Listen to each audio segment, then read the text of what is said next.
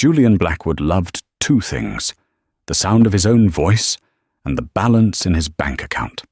For 5 years, he treated his wife, Odetta, not as a partner, but as a charity case. He laughed at her worn-out coat. He mocked her job as a junior librarian. He even toasted to his own success while she counted coupons. But arrogance has a way of blinding a man. Julian thought he was the king of the world, about to close the biggest merger of his career. He didn't know that the signature he needed wasn't from a CEO. It was from the quiet woman sitting across the dinner table. When the inheritance lawyer finally opened the leather-bound folder, Julian's smirk didn't just fade, it shattered. This is the story of how a man who worshipped money found out he was married to the bank. The atmosphere inside Le Jardin, the most exclusive French restaurant in downtown Chicago, was suffocatingly expensive. Crystal chandeliers dripped light onto velvet tablecloths, and the air smelled of truffles and old money. Julian Blackwood adjusted the cuffs of his bespoke Armani suit, checking his reflection in the spoon. He looked every inch the rising star of Sterling and Associates, a private equity firm known for ruthless acquisitions. Across from him sat Odetta. She looked plain. That was the word Julian always used in his head. Plain. She was wearing a beige dress she'd had for 3 years, her brown hair pulled back in a sensible, boring bun. She looked like exactly what she was, an assistant archivist at a dusty city library, making $38,000 a year. "You're not going to order the lobster," Julian said, not asking, but stating. He didn't look up from the wine list. Odetta blinked, her fingers hovering over the menu. "It looked good, Julian. We are celebrating your promotion, aren't we?" Julian let out a sharp, cruel laugh. It drew the attention of the couple at the next table. He leaned in, his eyes cold. "We are celebrating my promotion, Odetta, my hard work, my salary. Do you know how many hours I billed this month? My bonus alone is 3 times your entire annual salary. If we relied on your tiny salary, we'd be eating at a gas station, not Le Jardin." Odetta looked down at her hands. They were clean, unmanicured, and trembling slightly. "I contribute, Julian. I pay for the groceries. I handle the utilities." "Groceries," Julian scoffed, signaling the waiter with a snap of his fingers. "You buy store-brand cereal, Odetta. I just closed the deal on the Harrington Tech acquisition. I'm moving millions. You're stamping library books for snot-nosed kids. Don't pretend we're partners in this. You're a passenger, and frankly, you're heavy luggage." The waiter arrived, looking uncomfortable. Julian ordered a bottle of Pinot Noir that cost $400 without asking Odetta what she wanted to drink. "I'll have the Wagyu," Julian announced, "and the lady will have the garden salad, dressing on the side. She's watching her figure." Odetta's head snapped up. "I wanted the salmon." "The salad is cheaper," Julian said, handing the menu back to the waiter. "And since I'm paying, again, you'll eat what fits the budget I set for you." The waiter looked at Odetta, pity in his eyes. She just nodded, her face burning with humiliation. This wasn't new. This was the routine. For 5 years, Julian had slowly chipped away at her confidence. When they first met, he had been charming, ambitious, and seemingly kind. But as his career skyrocketed, his ego bloated. He began to view Odetta not as the woman he loved, but as an anchor dragging him down to a mediocrity he despised. "So," Julian said, swirling his wine, "I have news. Big news. Better than the promotion." Odetta forced a smile. "What is it?" "I'm finally getting a seat at the high table." Julian grinned, his teeth white and predatory. "The firm is meeting with the executor of the Vance estate next week. You know who Silas Vance was, right?" "Of course you don't. He was a recluse billionaire. Old mining money, real estate, tech patents. He died last week without a public heir. My firm is positioning to manage the liquidation of his assets. If I land this, Odetta, I'm not just a VP, I'm a partner." Odetta went very still. She took a sip of her water.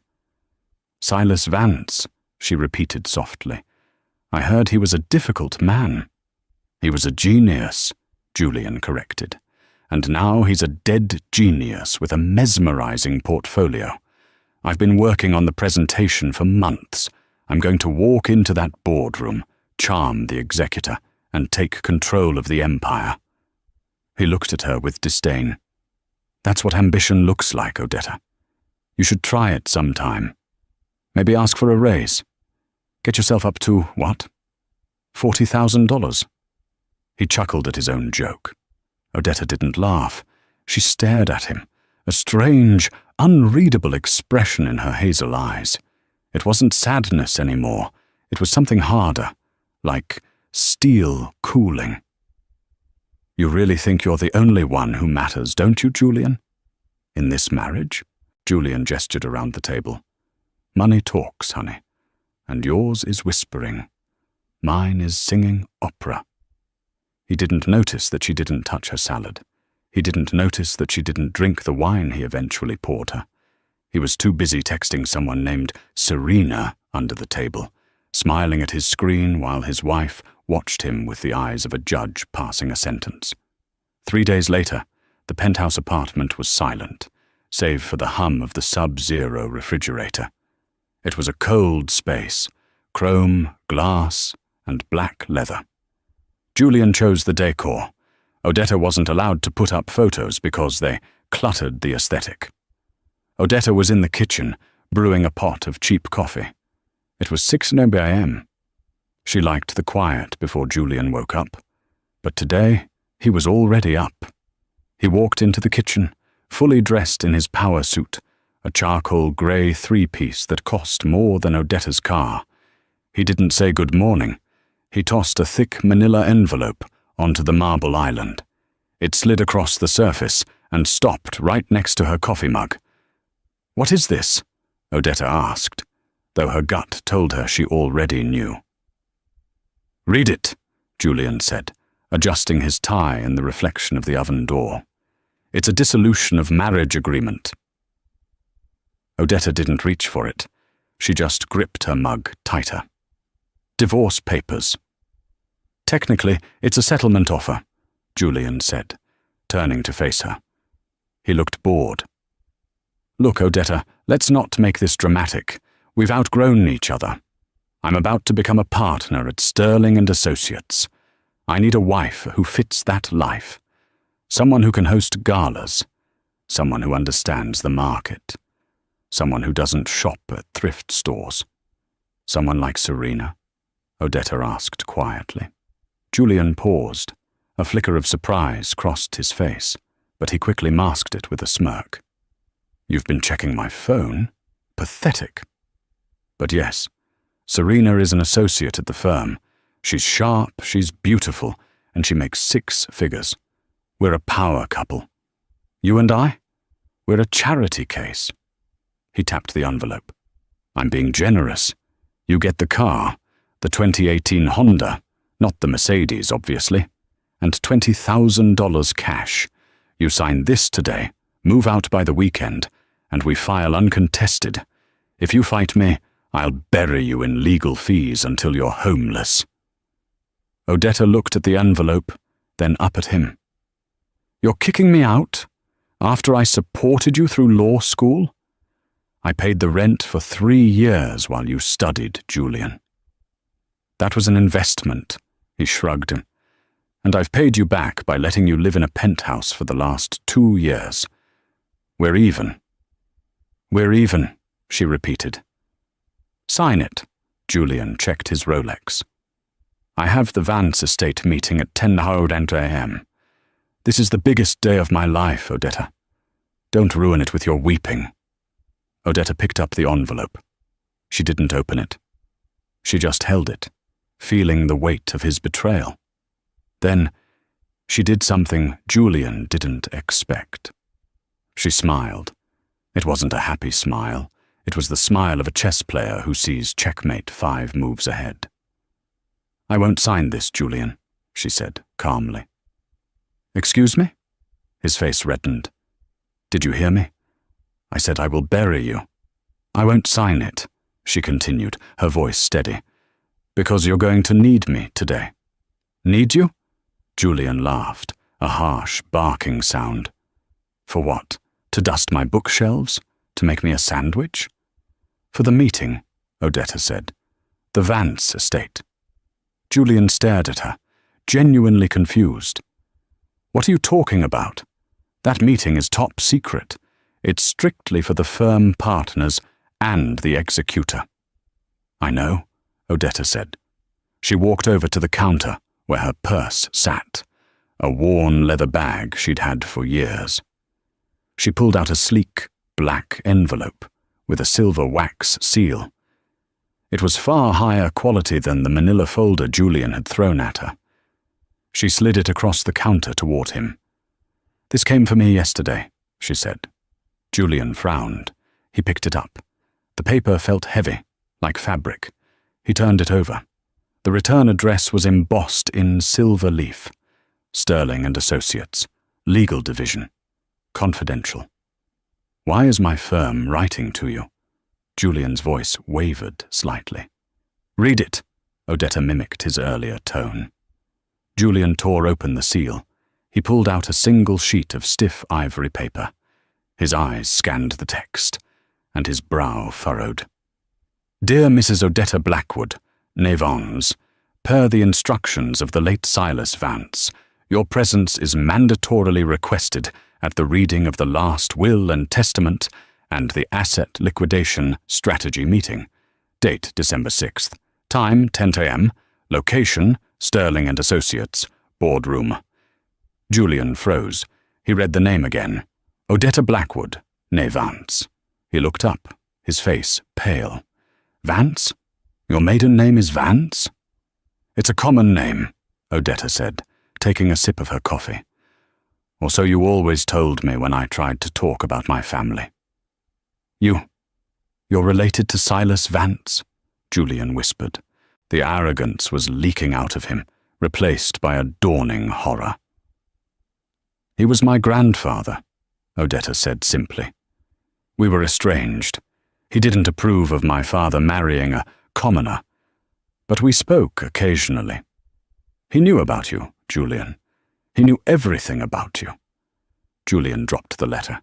His mind was racing. If she was the granddaughter, she was an heir. Maybe the heir. And he had just handed her divorce papers and told her she was worth 20,000. "Odetta," Julian stammered, his voice suddenly changing pitch. He took a step toward her, his hands coming up in a placating gesture. "Honey, wait. I didn't know." "You didn't ask," Odetta said, stepping back. "You were too busy mocking my salary to ask about my history." "Look, the divorce papers, it was just a test," Julian lied, desperation creeping into his eyes. "I was stressed. The merger. You know how I get. I didn't mean it." "You meant every word," Odetta said. She checked the clock on the microwave. "It's 8:30. We shouldn't be late.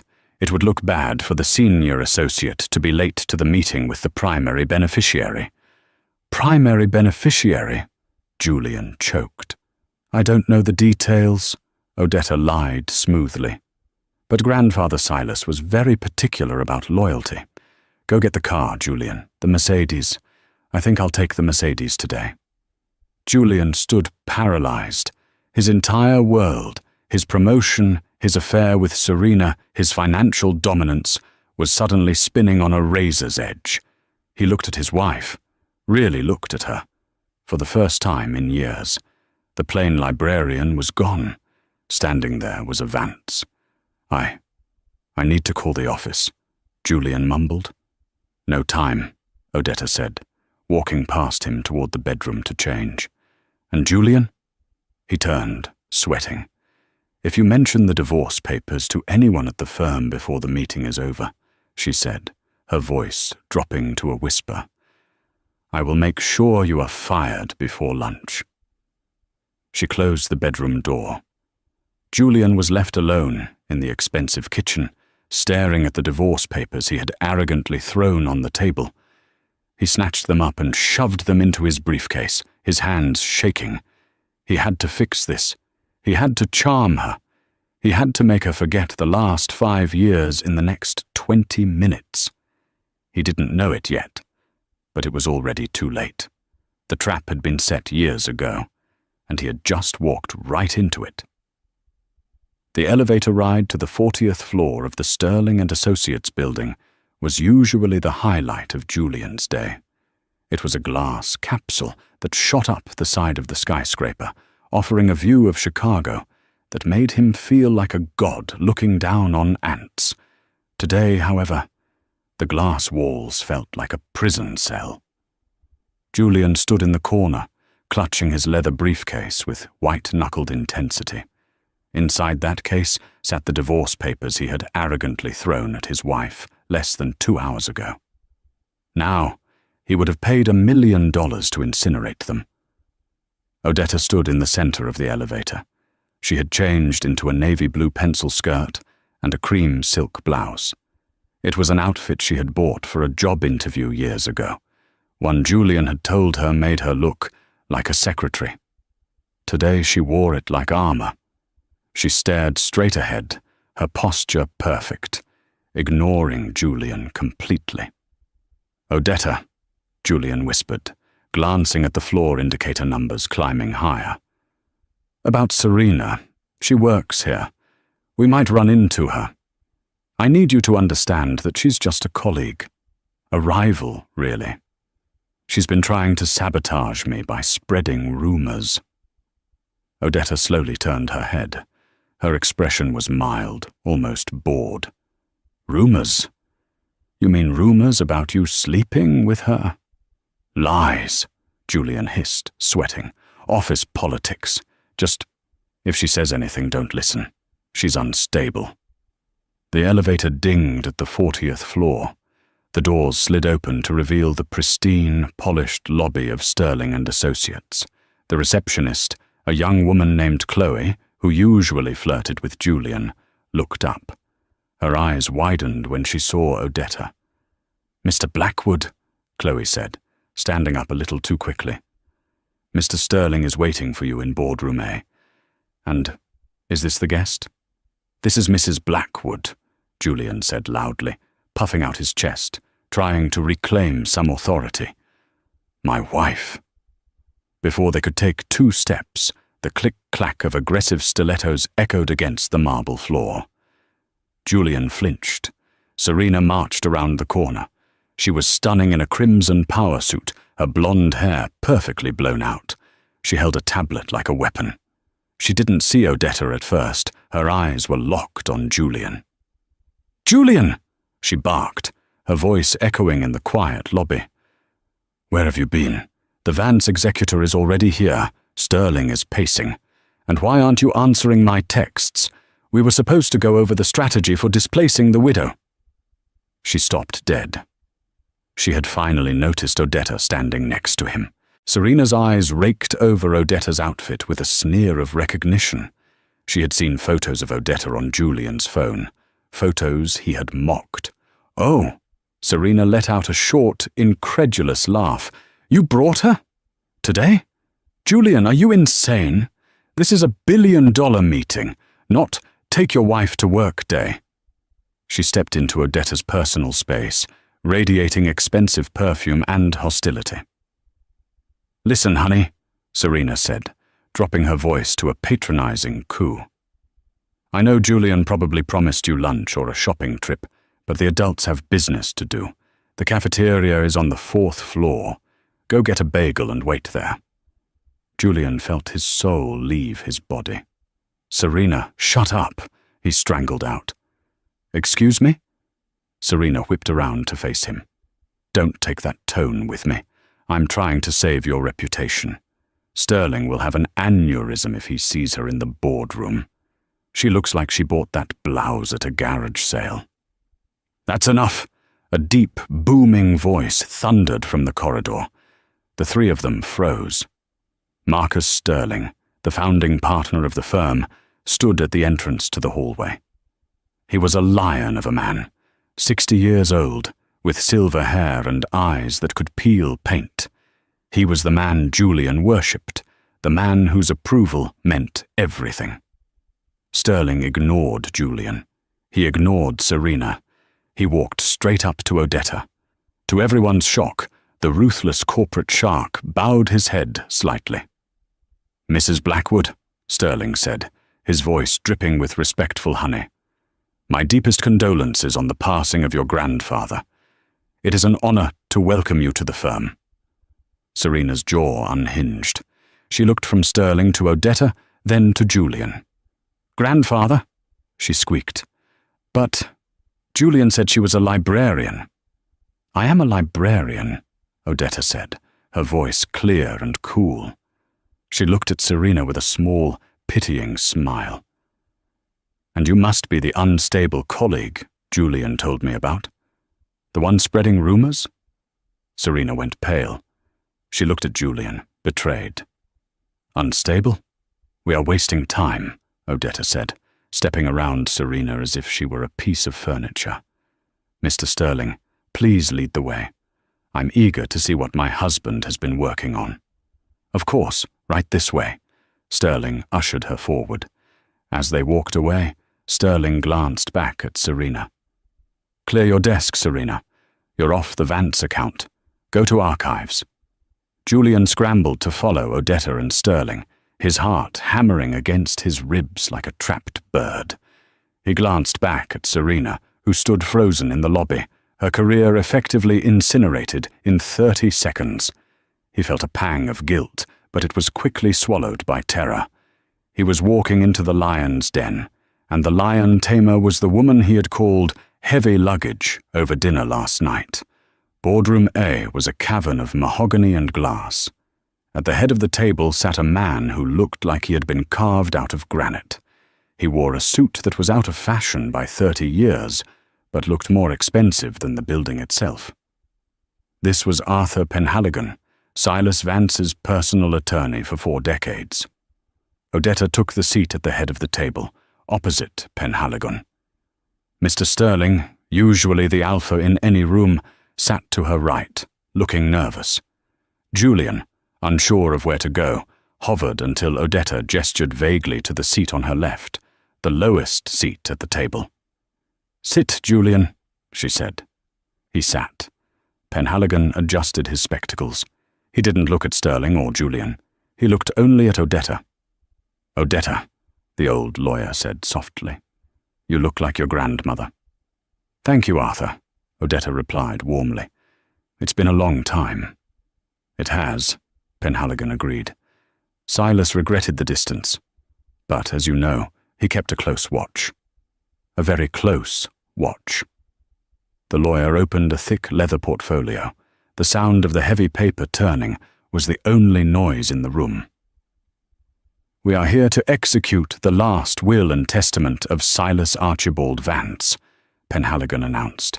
"The estate is valued at approximately $4.2 billion, including real estate holdings in New York, London, and Tokyo, as well as the intellectual property rights to Vance Dynamics." Julian's breath hitched. 4.2 billion. He had estimated 500 million. He was sitting next to a woman worth $4 billion. He mentally calculated his settlement offer of 20,000. He felt sick. "However," Penhaligon continued, his eyes flicking to Julian for the first time.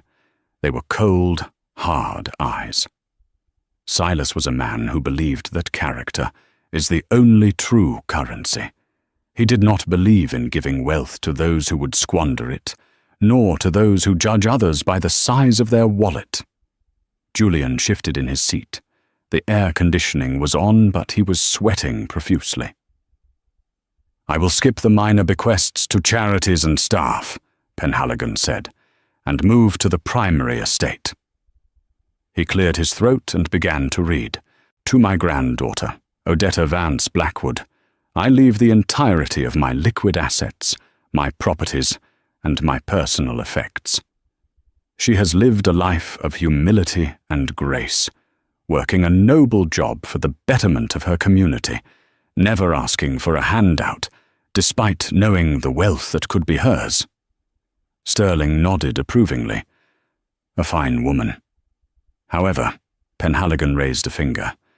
There is a complication regarding the business assets. Julian perked up. This was it. The business. Regarding my controlling interest in the private equity sector, Penhaligon read.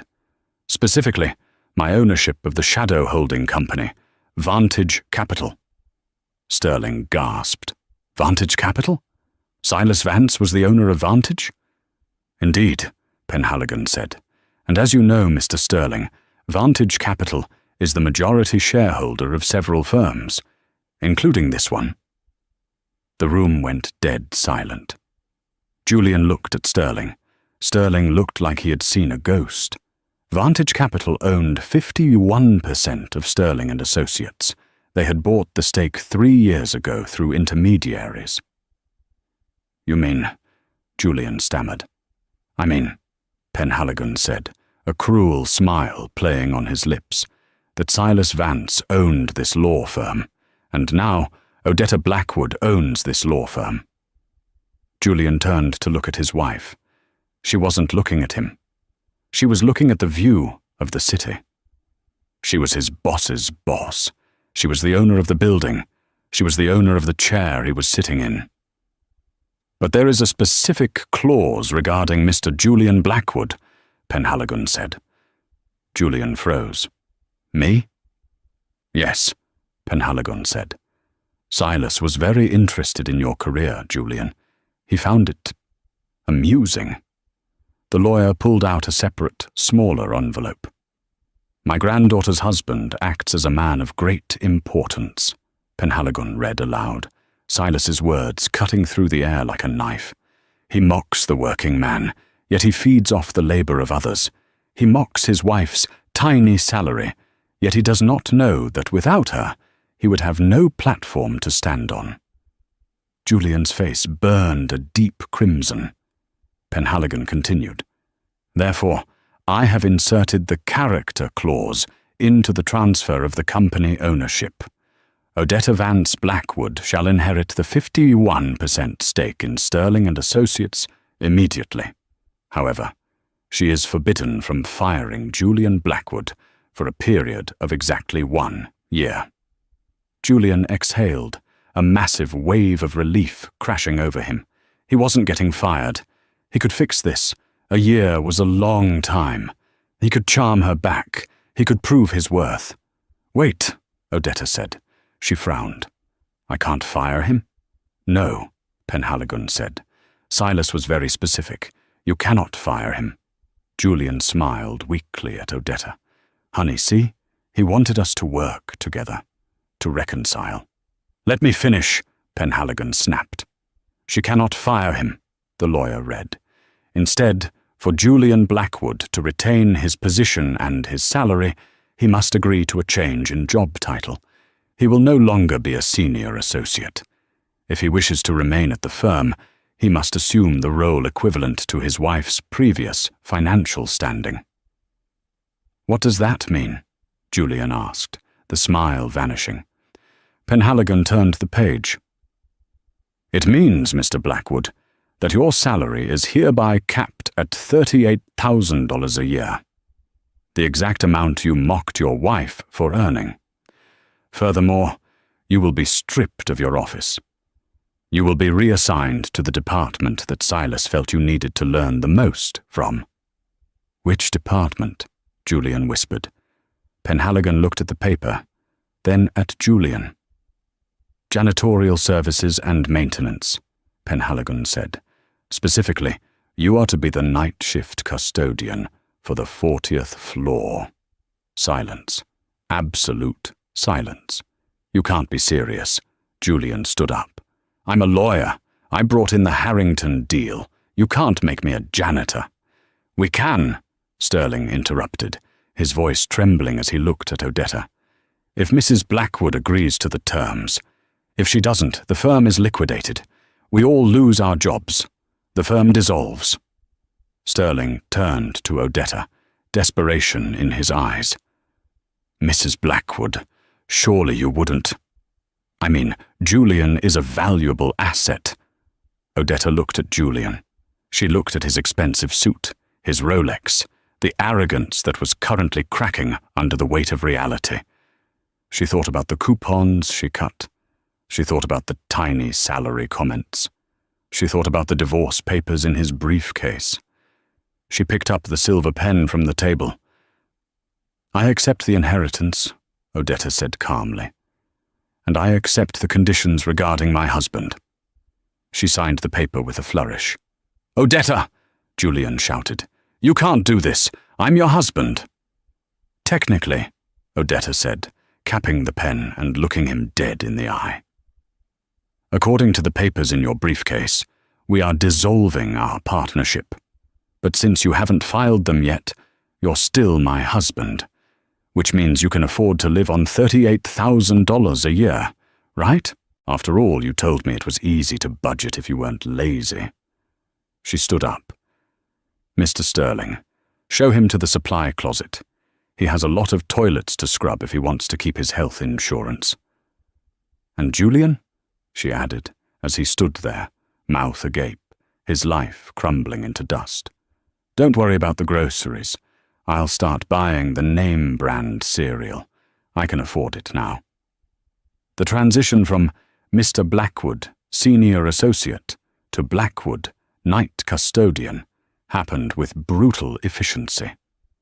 Julian stood in the center of his office, former office, watching security guards pack his belongings into a cardboard box. He wasn't allowed to touch anything.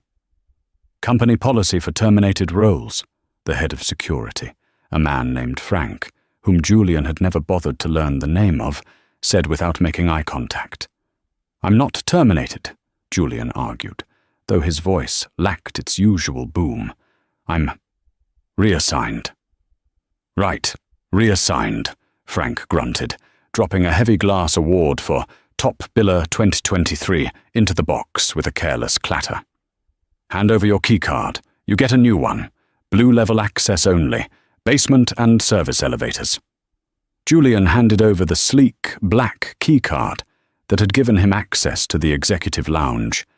In exchange, he was handed a chipped, white plastic card attached to a retractable reel. "Report to the basement. Room B12. Henderson is waiting for you with your uniform." The walk to the elevator was a gauntlet of shame. The office was an open-plan layout, surrounded by glass-walled offices, heads turned, whispers rippled through the rows of cubicles like wind through wheat. These were the analysts and junior associates Julian had terrorized for years. He had stolen their ideas, screamed at them for typos, and made them fetch his dry cleaning. Now, they watched him carry his own box of personal effects toward the service elevator. He saw a junior analyst, a kid named David, cover his mouth to hide a grin. The basement smelled of bleach and damp concrete. It was a stark contrast to the lavender-scented air of the 40th floor. Room B12 was a cramped office filled with mops, buckets and schedules pinned to a corkboard. Mr. Henderson, the head of maintenance, sat behind a metal desk eating a sandwich. He was a thick-set man with calloused hands and eyes that had seen everything. "You're late," Henderson said, chewing slowly. "I was packing," Julian snapped. "Look, Henderson, let's get one thing straight. This is temporary, a legal technicality. I'll be back upstairs in a suit within a month. So don't think you can order me around." Henderson swallowed his bite. He stood up, towering over Julian. He walked over to a locker, pulled out a grey jumpsuit, and tossed it at Julian. It hit him in the chest. "I don't care what you were upstairs, Blackwood. Down here, you're the guy who unclogs the toilets. Shift starts at 6:00 p.m., ends at 4:30 a.m. You get a 30-minute break at midnight. If I catch you sleeping in the supply closets, I dock your pay. And considering you're making minimum salary, you can't afford to lose a dime." Julian held the polyester jumpsuit with 2 fingers, looking at it with disgust. "I am not wearing this." "Then you're in breach of contract," Henderson said, sitting back down. "The lady boss, your wife, right? She sent a memo. Strict adherence to dress code required for all staff. Put it on, or walk out the door and explain to the bank why you can't pay your credit card bill." That was the trap. Julian had checked his accounts on his phone in the elevator. 0. Frozen. Odetta, using the power of the Vance estate, had frozen all joint assets pending a forensic accounting audit. The only money he had access to was what he would earn starting tonight. He had $40,000 in credit card debt from his lifestyle. Dinners, suits, the lease on the sports car. He needed this check. Julian put on the jumpsuit. It was tight in the shoulders and loose in the waist. He looked ridiculous. His first night was a blur of physical misery. He was assigned the 40th floor, his old floor. This was Odetta's specific instruction. At 8 p.m., the office was mostly empty, save for the cleaning crew. Julian pushed a heavy cart filled with cleaning supplies down the hallway he used to strut through. He reached the executive washroom. The gold-plated plaque on the door shone under the lights. He went inside. He scrubbed the sinks. He wiped the mirrors. He stared at his reflection. Grey uniform, sweat on his brow, holding a toilet brush. Missed a spot. Julian spun around. Odetta was standing in the doorway. She hadn't gone home. She was wearing a tailored black dress, looking every inch the billionaire CEO. She held a file in her hand. "Odetta," Julian pleaded, dropping the brush. "Please. This is insanity. I've learned my lesson. I'm humiliated. Isn't that enough?" Humiliated. Odetta walked into the bathroom, her heels clicking on the tile. "Julian, you've been doing this for 4 hours. I did this for 5 years. I scrimped, I saved, I worked a job you called meaningless to put food on our table while you bought $400 wine. You're not humiliated yet. You're just inconvenienced." She placed a plastic envelope on the wet counter. "What is this?" Julian asked. "Your budget," Odetta said. "Since I've frozen the joint accounts, and you are now earning $38,000 a year, I've taken the liberty of creating a financial plan for you, you know, to help you live within your means." Julian opened the envelope. It was a spreadsheet, a copy of the exact spreadsheet he used to force her to fill out every month. Rent. $200. You will be moving into the studio apartment in the basement of the building, formerly the superintendent's quarters. Rent is deducted from your paycheck. Food, $300 month, coupons attached. Transportation, a monthly bus pass. The Mercedes has been repossessed by the dealer. Debt repayment, $1,000 a month, garnished from wages. "You're making me live in the basement?" Julian asked, his voice cracking. "It's close to work," Odetta shrugged. "Saves on gas. I'm being practical. Isn't that what you always wanted me to be? Practical?" She turned to leave. "Odetta, I love you!" Julian shouted, desperate. She stopped. She didn't turn around. "No, Julian," she said softly. "You loved owning me. And now that you don't own me, you don't know who you are." She walked out. Julian sank to the floor, the smell of industrial cleaner filling his nose, and for the first time in his adult life, he buried his face in his hands and wept. 2 weeks passed. Julian became a ghost in the building. He lost weight. The dark circles under his eyes became permanent. He learned to keep his head down when the executives walked by. He learned that the cleaning staff, Maria, Jorge, and Sam, were kinder people than anyone he had ever worked with on the board. They shared their sandwiches with him when he forgot his lunch. They didn't mock him. They just pitied him. Upstairs, Odetta was undergoing a transformation of her own. She wasn't just a figurehead. She was a Vance. She had her grandfather's intellect, sharpened by years of being underestimated. She spent her days in the archives of the firm, reviewing every deal Sterling and Associates had closed in the last decade. She was looking for rot. She knew a culture that produced men like Julian didn't happen by accident. It was late on a Tuesday when a knock came at her office door. "Come in," Odetta called out, not looking up from a stack of ledgers. The door opened, and Serena walked in. The former Star associate looked different. She was wearing a simple blouse and slacks, not her usual designer armor. She was carrying a box of files. Since the Vance incident, Serena had been demoted to the records room, a purgatory for failed lawyers. "Mrs. Blackwood," Serena said, her voice lacking its usual venom. It was shaky. "Serena," Odetta said, taking off her reading glasses. "I didn't call for you." "I know," Serena said. She placed the box on Odetta's massive oak desk. "But I found something. I was filing the old physical copies of the Harrington Tech acquisition. The deal Julian closed last month." Odetta's eyes narrowed. "The deal that got him his promotion." "Yes," Serena said. She hesitated. "Look, I know you hate me. I deserve it. I was awful to you. I thought Julian was the winner. I wanted to be with the winner.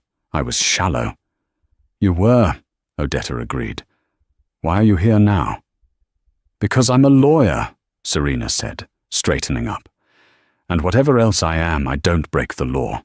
I found a discrepancy in the due diligence report." Odetta gestured to the chair. "Sit. Show me." Serena opened the file. She pointed to a series of emails printed out from the Harrington server, emails that were supposed to have been deleted. "Julian was desperate to close this deal," Serena explained. "Harrington Tech had a massive liability lawsuit pending, a patent infringement case that would have bankrupted them. If Sterling and Associates knew about it, we would have killed the deal. The company was worthless." "But the deal went through," Odetta said, scanning the documents. "Julian claimed their books were clean." "He didn't just claim it," Serena whispered. "He buried the lawsuit. Look at this." She slid a document across the desk.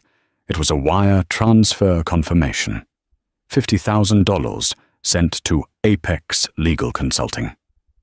"I looked up Apex," Serena said. "It doesn't exist. It's a shell account owned by the lead plaintiff in the lawsuit against Harrington. Julian paid the plaintiff off to drop the lawsuit temporarily, just long enough for the merger to sign. Now that the merger is done, the plaintiff is going to refile, and Sterling and Associates, your firm, will be on the hook for $100 million in damages." Odetta felt a chill run down her spine. This wasn't just arrogance. This was fraud. This was corporate sabotage.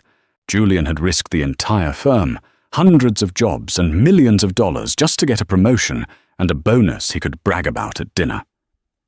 "He cooked the books," Odetta said, her voice ice cold. "He did," Serena nodded, "and he forged Marcus Sterling's signature on the final audit sign-off. See here." Odetta looked at the signature. It was a perfect forgery.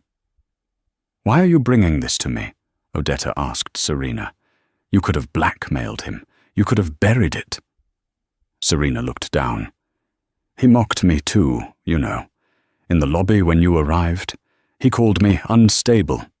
He threw me under the bus the second it became convenient. I realized he doesn't care about anyone. If this blows up, he would have blamed me. I was the junior on the account." Odetta closed the file. She looked at Serena with a new, assessing gaze. "You're right," Odetta said. "He would have sent you to prison for this." Odetta picked up the phone on her desk. She didn't call security. She dialed a number she had been given by her grandfather's lawyer, Arthur Penhaligon. "Arthur?" Odetta said when the line connected. "I need the forensic team here immediately, and call the district attorney. We have a case of federal securities fraud." She hung up and looked at Serena. "You're still on probation, Serena," Odetta said, "but you can move out of the records room. Go back to your desk. And Serena?" "Yes, Mrs. Blackwood?" "If you ever speak to me with disrespect again, I won't fire you. I'll make you Julian's assistant in the basement." Serena swallowed hard and nodded. "Understood." Odetta stood up and walked to the window, looking down at the city lights. It was 2 a.m. Somewhere in the basement, Julian was likely mopping a floor, thinking his punishment was scrubbing toilets. He had no idea that the real storm was just about to hit. He thought he was in purgatory, but he was about to descend into hell. "Time to clean house," Odetta whispered. It was 8:45 a.m. on a Wednesday. The lobby of Sterling and Associates was a hive of activity. This was the busiest time of day, the power hour, as Julian used to call it. Executives streamed in with their lattes and briefcases, laughing, checking stocks, and ignoring the world around them. Julian Blackwood was in the middle of it all, but not as one of them. He was pushing a yellow industrial mop bucket across the pristine marble floor. He was exhausted. He had been up since 4:00 p.m. the previous day. His back ached, his hand smelled of ammonia, and his grey jumpsuit was stained. Every time the revolving doors spun, he flinched, hoping it wasn't someone he knew. But they were all people he knew. He kept his head down, scrubbing a non-existent spot near the security desk. In his mind, he was rehearsing a speech. He planned to beg Odetta for a meeting today. He would promise to go to therapy. He would offer to sign a post-nuptial agreement. He just needed to get out of this basement. He couldn't survive on $38,000. He had already missed a credit card payment, and the collection calls were starting. It was humiliating. "Excuse me, watch where you're mopping," a junior associate snapped, stepping over Julian's wet floor sign. It was David, the kid Julian used to make fetch his dry cleaning. David didn't even look him in the eye.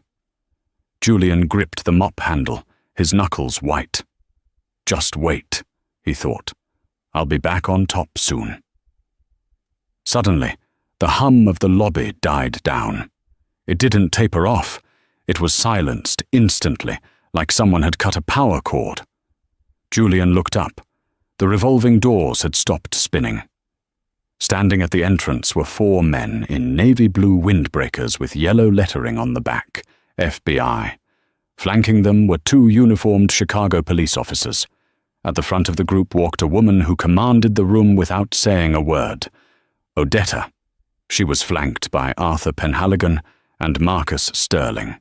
She looked immaculate in a white trench coat, her face unreadable. Julian's heart hammered. The FBI? Was the firm in trouble? Had Odetta messed something up? A spark of hope ignited in his chest. If the Vance estate was under investigation, maybe the will would be nullified. Maybe he could sue. He straightened up, leaning on his mop, a smirk forming on his tired face. "Looks like the Queen is in trouble," he muttered to himself. The agents didn't head for the elevators. They didn't head for the reception desk. They walked straight toward the center of the lobby, straight toward Julian. "Julian Blackwood," the lead agent barked. He was a square-jawed man with eyes like flint. Julian blinked, the smirk vanishing. Yes? But I'm just I work in maintenance." "Julian Blackwood," the agent repeated, pulling a folded document from his jacket. "I am Special Agent Miller with the Financial Crimes Division. We have a warrant for your arrest." The lobby gasped. 100 phones were instantly raised, recording the scene. "Arrest?" Julian squeaked. He looked around wildly. "For what? I didn't steal anything. If this is about the petty cash from 2022, I put it back."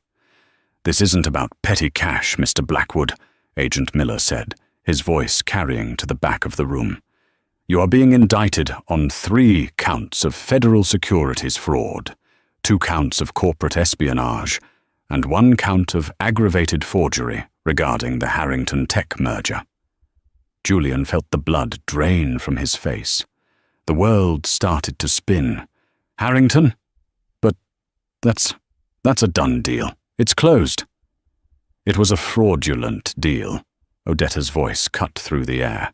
She stepped forward, stopping just outside the range of the mop water. She looked at him with profound disappointment. "You forged Marcus Sterling's signature on the risk assessment," Odetta said calmly. "And you paid a bribe of $50,000 to suppress a liability lawsuit using a shell company. We have the bank records, Julian. We have the emails." "Serena!" Julian screamed, looking around the crowd. "Where is she? She set me up. She was the junior on the file." "Serena came to me," Odetta said. "She turned state's witness yesterday morning. She gave us everything." Julian's knees gave way. He stumbled back, knocking over the bucket. Dirty, soapy water flooded across the expensive marble floor, soaking his cheap canvas sneakers. "Odetta, please," Julian begged, holding his hands out. "I did it for us. I did it to get the promotion, so I could buy us the penthouse. It was for us." "No, Julian," Odetta said, shaking her head slowly. "You did it for your ego. You wanted the title. You wanted the money. You wanted to look down on people." She gestured to the wet floor. "And now, look at you." Agent Miller stepped forward. "Turn around and place your hands behind your back." "Odetta!"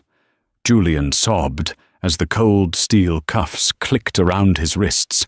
"I'm your husband. You own the firm. You can make this go away. You have billions. Please don't let them take me." Odetta watched as the agents hauled him up. She stepped closer, leaning in so only he could hear her next words. "You're right, Julian. I have billions. I could hire the best defense team in the world. I could drag this out for years." She paused, letting the hope flare in his eyes one last time. "But I won't spend a single penny of my grandfather's money on a fraud," she whispered. "My lawyer, Mr. Penhaligon, tells me that with the evidence we provided, you're looking at 10 to 15 years in federal prison." She pulled back, her face hardening. "And Julian? Don't worry about the divorce papers. I signed them this morning. I'm keeping the Mercedes. You won't need it where you're going." "Take him away," Agent Miller ordered. "Odetta! Odetta!" Julian screamed as they dragged him toward the doors. He fought, slipping on the soapy water he had just spilled. He fell to his knees again, and the officers had to drag him across the marble like a sack of garbage. The crowd parted, watching in silence. The man who had walked these halls like a king was being dragged out like a common criminal, covered in filth. As the revolving doors spun him out into the back of a waiting squad car, Odetta didn't watch him go. She turned to Mr. Henderson, the head of maintenance, who was standing nearby with a shocked expression. "Mr. Henderson," Odetta said politely. Yes, Mrs. Blackwood?" "There's a spill in the lobby," she said, stepping over the puddle. "Please have someone clean it up. And give the staff a bonus this month. Everyone works hard here, and I want to make sure they know their value isn't determined by their salary." "Yes, ma'am," Henderson beamed. Odetta adjusted her coat, looked at Marcus Sterling and nodded. "Shall we go upstairs, Marcus? We have a firm to run." She walked toward the elevator, the executive elevator, and the doors closed, leaving the memory of Julian Blackwood to fade into the noise of the city, a cautionary tale of a man who reached for gold, but forgot that it was his wife who held the keys to the kingdom. And that is how Julian Blackwood lost everything. He spent years mocking Odetta's tiny salary, thinking that money was the only thing that made a person valuable.